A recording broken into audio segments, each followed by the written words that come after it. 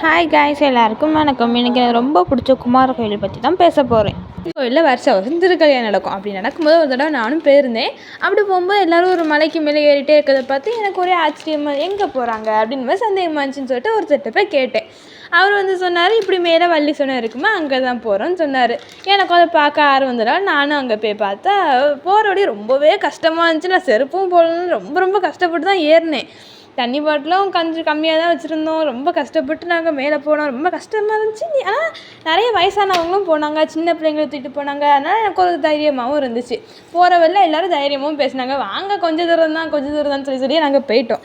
அங்கே போய் பார்த்தா அவ்வளோ அழகாக இருக்குங்க. இயற்கையாகவே தயாரிக்கப்பட்ட ஒரு குளியலறை கணக்கு அவ்வளோ அழகாக இருந்துச்சு இந்த இடமே.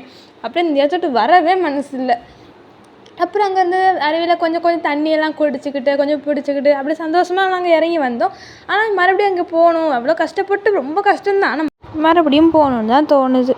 அங்கே போகும்போது மறக்காமல் அங்கே இருக்க தண்ணி எல்லோரும் பிடிச்சிட்டு வந்துடுங்க. ஏன்னா நம்ம வீட்டில் தான் நல்ல விஷயம் நடந்துச்சு. அந்த தண்ணி நம்ம யூஸ் பண்ணால் அவ்வளோ புனிதமாக அவ்வளோ அழகாக இருக்கும். மறக்காமல் அதை எல்லோரும் கொண்டு வந்துடுங்க. ரொம்பவே யூஸ்ஃபுல்லாக இருக்கும்.